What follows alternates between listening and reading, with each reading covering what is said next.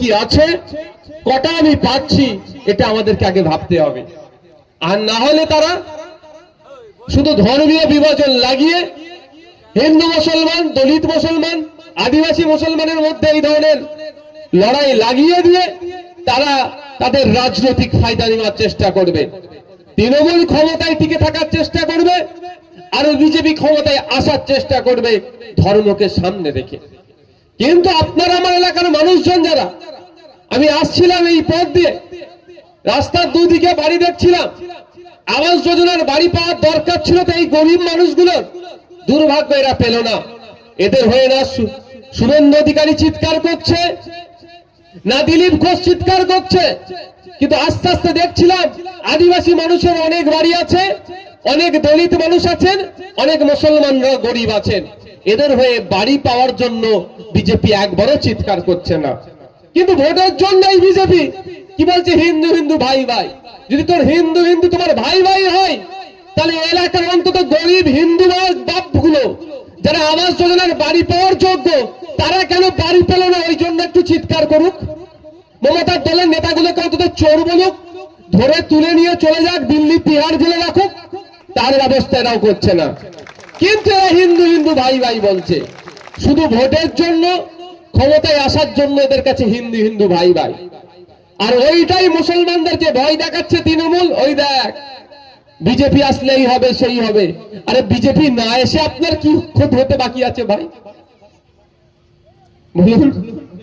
একজন প্রকাশ্যে শত্রু, একজন গোপনে শত্রু, দুটো শত্রুই কিন্তু আমাদের কাছে আজকের ডেটে চিহ্নিত হয়ে গেছে, হয়নি ভাই? না হলে যখন মুসলিম সম্প্রদায়ের মানুষজন চিন্তিত, আতঙ্কিত যে ওয়াকফ সংশোধনী আইনের মাধ্যমে যদি সুপ্রিম কোর্টে আইন, যদিও আইনি লড়াই চলছে, কিন্তু বিজেপি সরকার যে চক্রান্ত করছে, মুসলমানদের পূর্বপুরুষে রেখে যাওয়া কবরস্থান, ঈদগাহ, মাজার, মসজিদের যে জায়গাগুলো আছে, সেই সমস্ত জায়গাগুলো লুটে নেওয়ার প্রচেষ্টা চালানোর জন্য যে আইন নিয়ে এসেছে, সেই আইনের প্রত্যাহারের জন্য অন্য রাজ্য থেকে কত চিৎকার চেঁচামেচি করবে সেটা আমরা বলতে পারবো না। অন্তত আমাদের রাজ্য থেকে মাননীয় মুখ্যমন্ত্রী আমাদের হয়ে কথা বলবে, আমরা ভেবেছিলাম। কিন্তু আমরা কি দেখলাম, ওরা যেমন শুভেন্দু অধিকারী বলছে হিন্দু হিন্দু ভাই ভাই, মমতা ব্যানার্জির দলের লোকেরা মুসলমান আর তৃণমূল ভাই ভাই বলে কিন্তু রটাচ্ছে। রটায়নি ভাই, তার প্রমাণ আমি দিচ্ছি।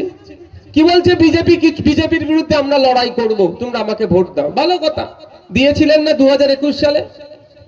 তাহলে এই যে আইন নিয়ে আসলে বিজেপি সরকার, এর বিরুদ্ধে কি লড়াই করেছে তৃণমূলের পক্ষ থেকে?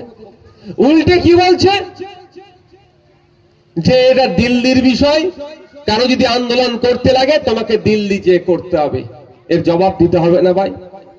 তাই আপনাদের বলবো, ঠিকই যেভাবে শুভেন্দু অধিকারীরা অর্থাৎ বিজেপি ক্ষমতায় আসার জন্য হিন্দু হিন্দু ভাই ভাই করলেও, এই আবাদ এলাকার মানুষজনের ট্রিটমেন্ট নিতে হলে এখান থেকে অন্তত 50 কিলোমিটার দূর কলকাতা গিয়ে ট্রিটমেন্ট নিতে হচ্ছে।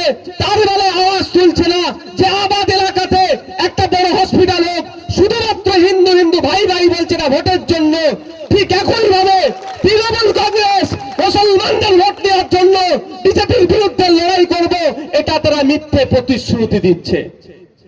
যদি বিজেপির বিরুদ্ধে সত্যিকারের অর্থে তৃণমূল কংগ্রেস লড়াই করার চিন্তা ভাবনা থাকে, তাহলে এতক্ষণ শুভেন্দু অধিকারী জেলের মধ্যে থাকতো, দিলীপ ঘোষ জেলের মধ্যে থাকতো, সুকান্ত মজুমদাররা জেলের মধ্যে থাকতো। যে সমস্ত বিজেপির নেতারা পশ্চিম বাংলার হিন্দু মুসলিমের সম্প্রীতি, হিন্দু মুসলিমের ঐক্য বিনষ্ট করার জন্য প্রতিনিয়ত বাজে বাজে কথা বলে হিন্দু মুসলমানের ঐক্যকে নষ্ট করার চেষ্টা করছে, হিন্দু মুসলমানের মধ্যে অশান্তি পাকানোর চেষ্টা করছে, তাদেরকে ধরে জেলের মধ্যে রাখতো। রেখেছে ভাই? কেন রাখেনি? যদি শুভেন্দু অধিকারীকে জেলের মধ্যে রেখে দেয়, তাহলে আপনার এলাকায় হিংসা ছড়াবে কে? হিন্দু মুসলমানের লড়াই লাগিয়ে দেবে কে? আর আপনার এলাকার হিন্দু মুসলমানের মধ্যে লড়াই না লাগাতে পারলে হিন্দু মুসলমান মিলে আওয়াজ তুলবে যে আমাদের এই শহর থেকে এত দূরে আমাদের গ্রাম, এখানকার মানুষকে 50-60 কিলোমিটার দূরে গিয়ে কেন চিকিৎসা পরিষেবা নিতে হয়? এই এলাকায় একটা উন্নত মানের স্কুল নাই কেন? স্বাস্থ্য কেন্দ্রগুলোর দুরবস্থা কেন? হিন্দু মুসলমান একসাথে আওয়াজ তুলবে, এই আওয়াজটা তুলতে দেওয়া যাবে না। সেই জন্য বিজেপির মতো দলকে এরা পুষে রেখেছে হিন্দু মুসলমানের মধ্যে বিভেদ লাগিয়ে দেওয়ার জন্য। বন্ধুগণ, সজাগ সতর্ক হতে হবে। কাগে কান নিয়ে চলে গেছে বলে কাগের দিকে তাকাবার দরকার নেই। কানের দিকে কানে হাত দিয়ে দেখুন আছে কি না নাই। আপনাকে বলছে, হিন্দুকে বোঝাচ্ছে মুসলমান তোর শত্রু, আরে মুসলমানকে বোঝাচ্ছে হিন্দু তোর শত্রু। আরে দীর্ঘদিন ধরে একসাথে আপনারা বসবাস করছেন হিন্দু মুসলমান নির্বিশেষে, বিপদে আপদে কলকাতার বাবুরা ছুটে আসে না আপনার পাশের বাড়ির সে হিন্দু হোক আর মুসলমান হোক, তার বিপদে আপনারা ঝাঁপিয়ে পড়েন? এই বলুন, আপনারা কলকাতার বাবুরা আসে, শুভেন্দু অধিকারী আসবে, মমতা ব্যানার্জি আসবে, তার ভাইপো আসবে, এখানে কেউ বিপদে পড়লে, সে হিন্দু বিপদে পড়লে মুসলমান ঝাঁপিয়ে পড়বে, মুসলমান বিপদে পড়লে এই এলাকার হিন্দু ঝাঁপিয়ে পড়বে। এইটাকে নষ্ট কেন করতে চাইছে ওরা? ভোটে একটা দল চাইছে ক্ষমতায় টিকে থাকবো, আর একটা দল চাইছে কিভাবে আমরা ক্ষমতায় আসব। তো ক্ষমতায় টিকে থাকার জন্য বা ক্ষমতায় আসার জন্য বলি কাদেরকে দিচ্ছে? হিন্দু মুসলমানকে।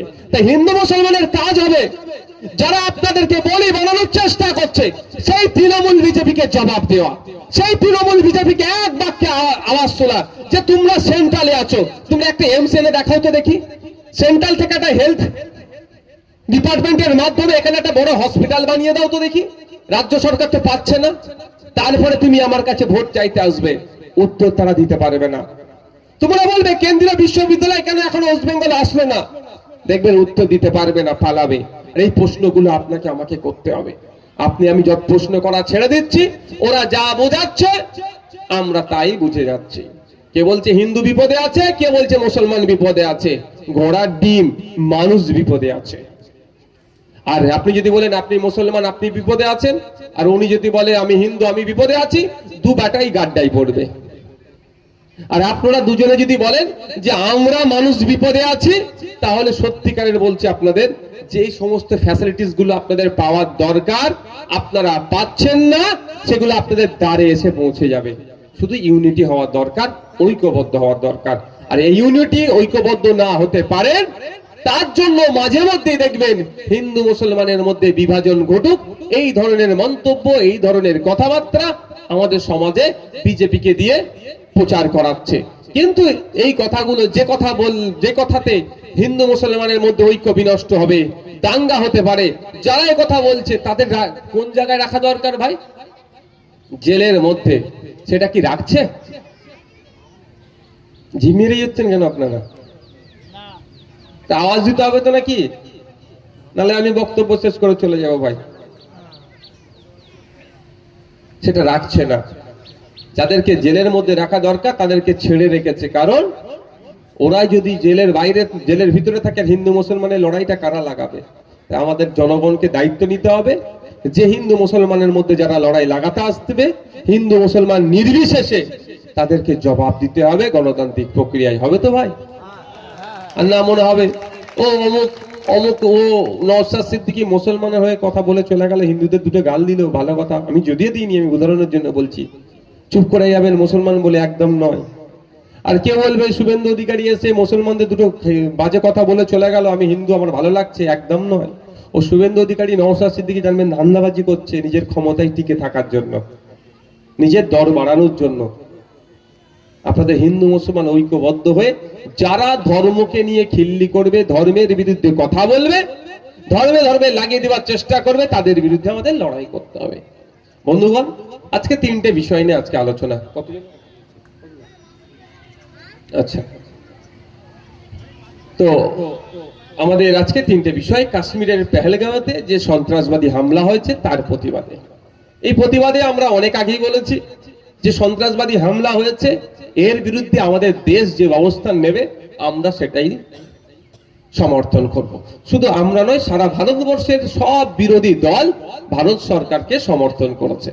ভারত সরকারের পক্ষ থেকে অর্ডার পাওয়ার পরে পরেই আমাদের আর্মিরা গিয়ে মাত্র 25 মিনিটে ওদের 8-9টা জঙ্গি ঘাঁটি ধ্বংস করে দিয়ে এসেছে। সেটা আমাদের আর্মিদের, Indian army, Indian air force, Indian নেভিদেরকে আমরা কুর্নিশ জানাই। তারপরে পরেই ট্রাম্প বলল যুদ্ধ বন্ধ হয়ে যাবে, আমাদের 56 ইঞ্চি ভয় পেয়ে গেল, কি বলতে পারবো না, যুদ্ধ বন্ধ করে দিল। এখন কথা হচ্ছে যুদ্ধ বন্ধ পক্ষে কি বিপক্ষে অনেক বিতর্ক আছে, হ্যান আছে ত্যান আছে। তবে আমি আমাদের পার্টির বা আমার কিছু কথা আপনাদের কাছে আমি শেয়ার করতে চাই।